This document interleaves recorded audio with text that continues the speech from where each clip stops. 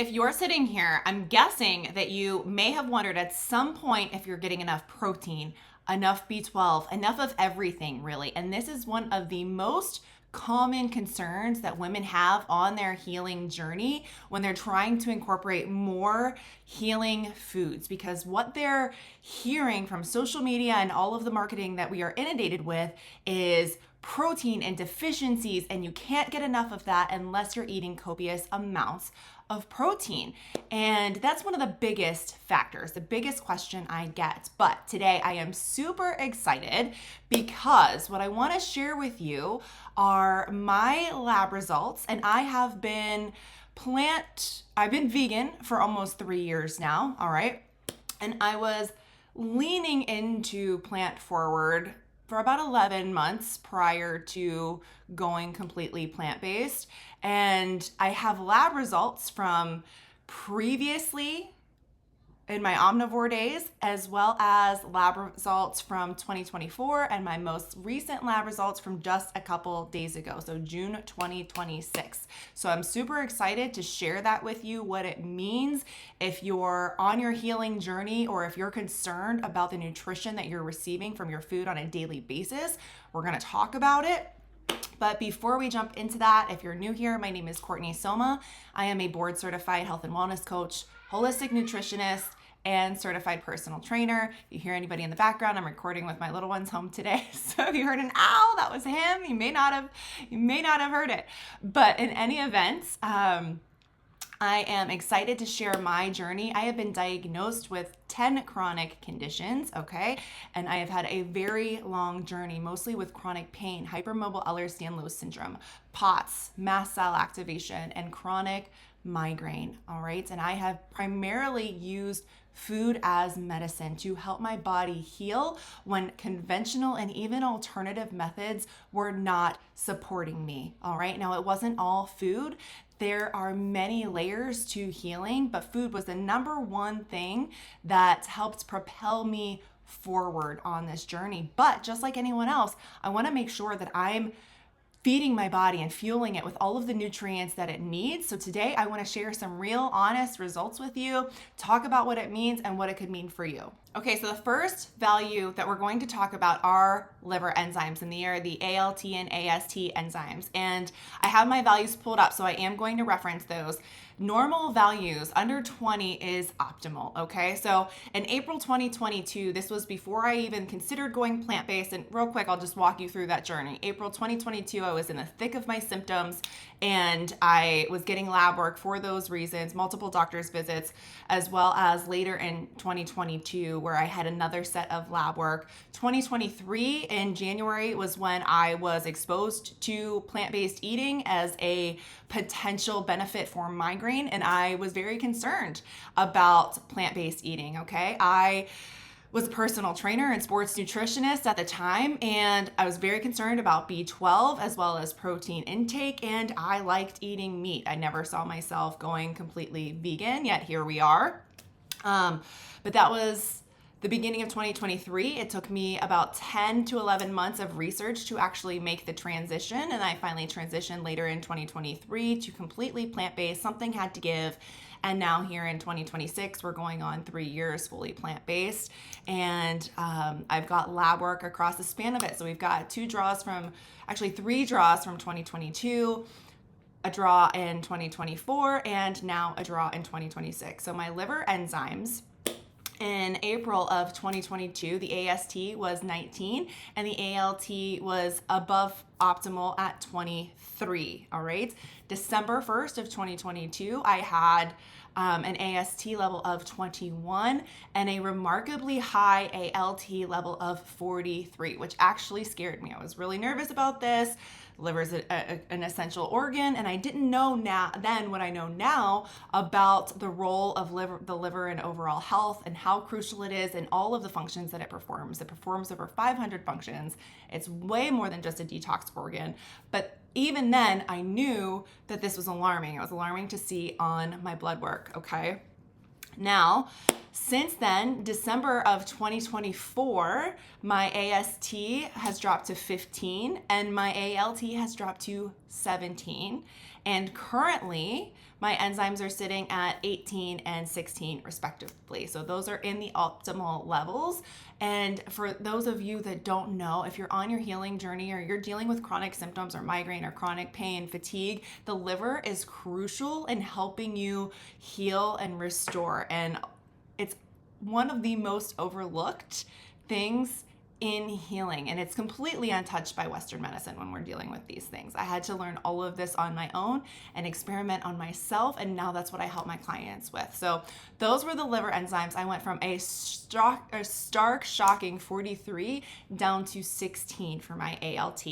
Okay, so the next thing I really want to talk about is cholesterol. All right, so there was a time, I forget what year it was, it might have been 2021 or possibly 2022, but my cholesterol was 234. All right, a dangerously high 234, which puts me at risk for heart disease. And I looked fantastic, but my body was going to hell in a handbasket. I felt like absolute garbage. All right, but my cholesterol was really high, so that was alarming. And that was on a high fat or high protein, about 30% fat, low carb diet. I was doing 40, 30, 30 at the time.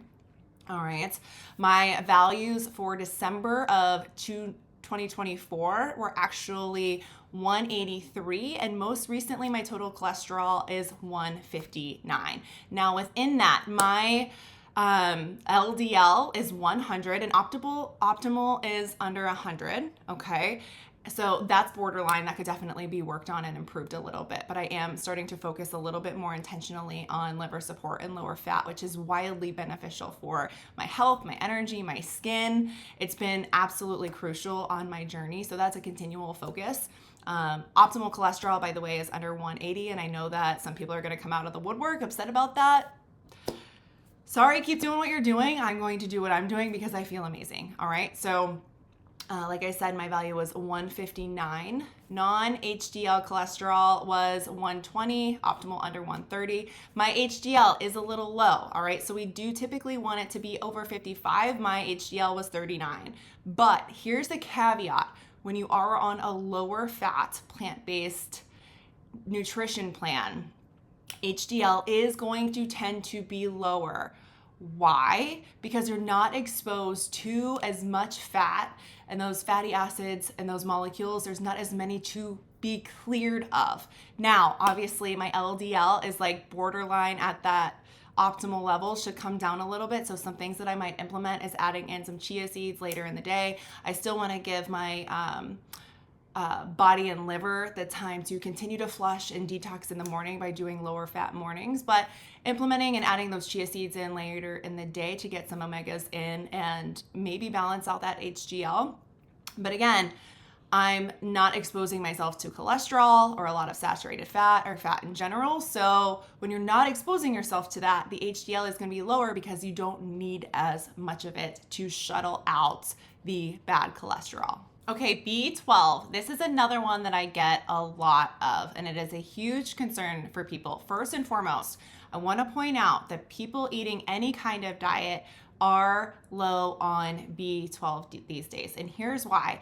And most people don't know it's actually not produced by animals. It's actually produced by microbes in our soil. And since our soil is so depleted, that is why we're running into B12 issues and deficiencies. And what people also don't realize is a lot of those factory farmed animals, which most of us are eating, not myself anymore, but was eating in the past, they're actually supplemented because their soil is depleted. So they're getting a supplement, and that's how we get B12 from them. But B12 is important for nerve function, red blood cell formation, energy, a ton of different things. So it is vitally important.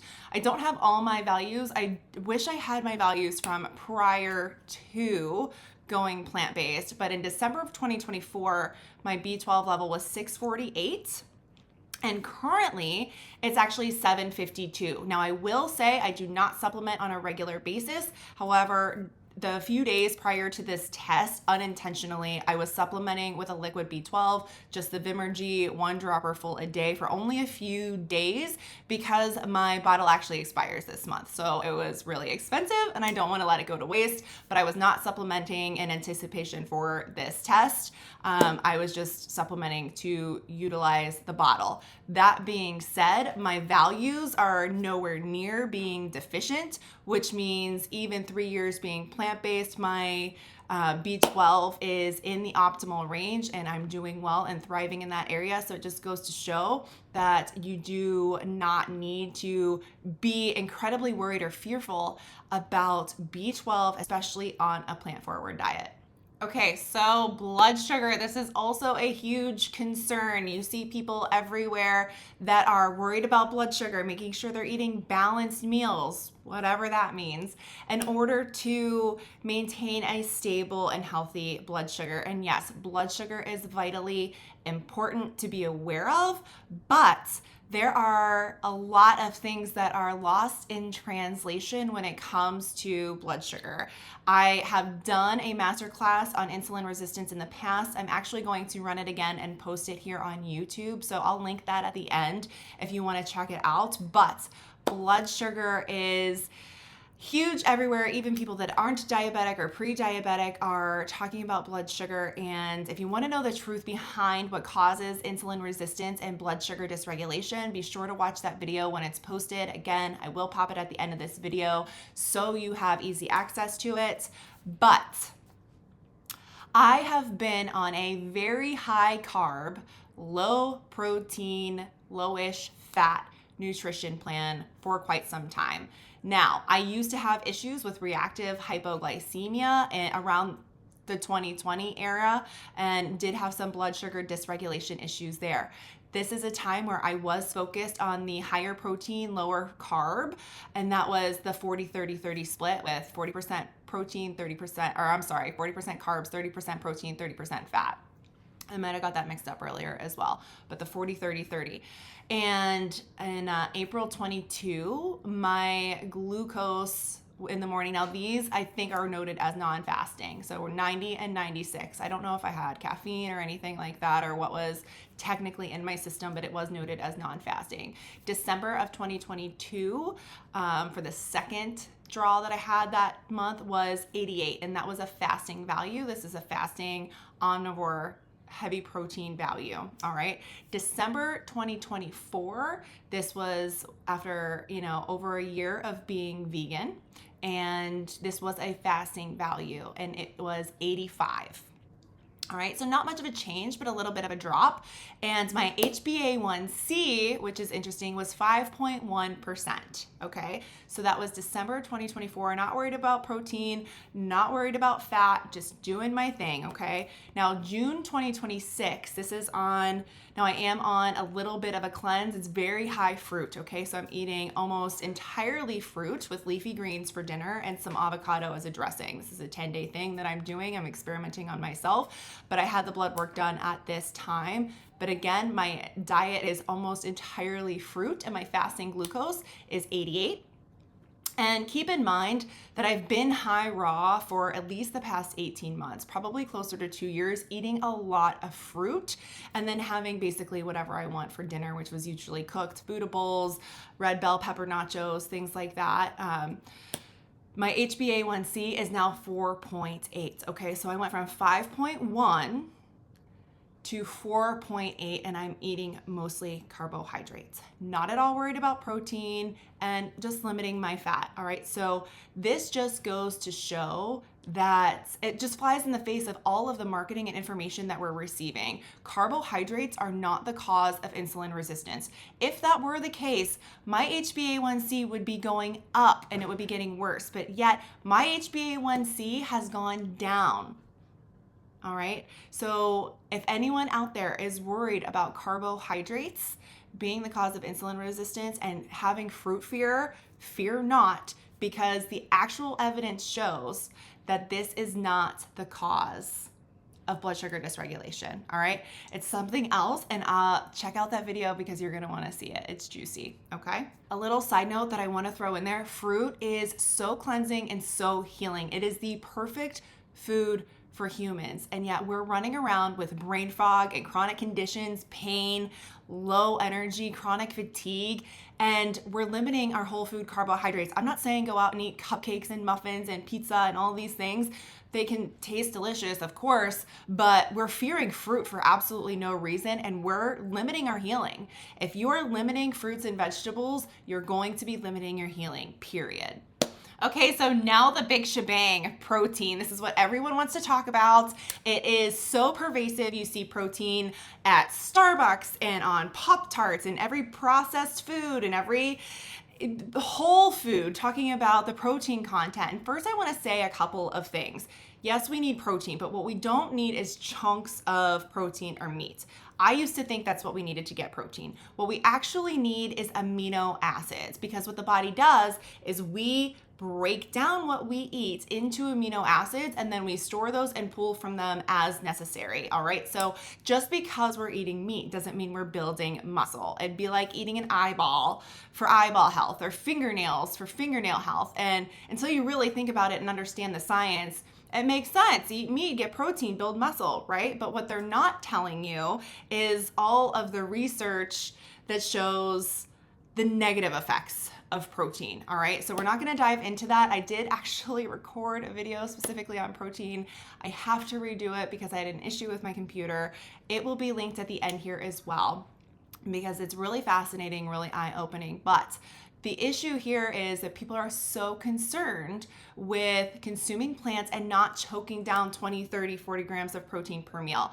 I don't know about you, but when I did that, I had to eliminate a lot of healthy healing foods because I was so focused on protein and my digestion started to stagnate. And it was, as someone with a history of chronic IBS, I did not want to go back to that place. I'm talking one bowel movement every 2 weeks. It is not pretty, honey. So when my digestion started to stall and gut motility started to take a backslide, it was very concerning for me. And it was just with the increase of protein because I was trying to hit that gold standard protein goal. Okay. Now, mind you, I am not focused on protein in 4 years now, 3.5 years now.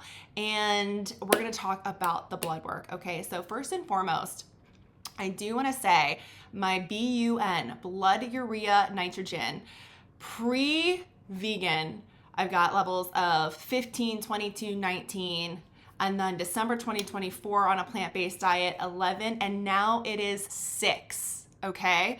It is 6, which is low, but we're going to talk about it. BUN is not a sole decider on whether or not you're getting enough protein. And what this really measures is the amount of nitrogen in the urine and in the blood, and it shows the protein breakdown metabolism basically in the body. Now, if you're not eating a ton of protein, that level is going to be higher. But my creatinine and kidney function, my EGFR, they are all excellent. So over 90 is excellent. My current level for EGFR is 110. My creatinine is 0.72. It's the same as it was when I was an omnivore. My BUN is the only thing that has dropped, okay? So I'm looking at these levels and people want to know about the actual protein and albumin levels, and I'm so excited to share. I have to get back to those levels, so just give me one moment. All right, so pre-vegan, we've got protein 6.8, 6.9, 7.0. Vegan, December 2024, 6.7. Currently, low fat, high raw, high carb, low protein, 6.6. All right, so functional optimal is 6.5 to 8.0. I am still in that range. All right, so we are not at any worry with total protein. My albumin, pre-vegan, 4.3, 4.4, 4.5. Vegan, 4.3, 4.3. Functional optimal, 4.0 to 5.0. Perfect? Not necessarily perfect, but in the functional optimal range. And I have not focused on protein in years, guys. I'm just eating to nourish my body so I can reduce my pain, increase my energy, and feel good. That's what it's all about. What is going to heal the body? And this is showing that what I'm doing makes me feel good, reduces my pain. I've gotten my life back from migraine and hypermobile Ehlers-Danlos syndrome. And I'm not the only one that this has happened for, okay? It can happen for you as well. Just to note, just sidebars, I've got normal iron, white blood cell counts normal. It is lower because there is less inflammatory substance coming into the body. But guys, that is where it's at. So if you had any concerns about nutrition on a plant-based diet or not focusing on protein, have no fear. Obviously, keep an eye on your blood work if you'd like, but it is not what they're telling you it is. You are not going to wither away and die if you are not choking down protein and you are focusing on whole leafy greens and fruits. You will thrive on these foods. So if you have any other questions about these things, I'm going to put 2 videos up. Once there's going to be 2 random videos up, but once the protein and the insulin resistance videos are up, they will be here. So be sure to check them out. And with that being said, I'll see you on the next one.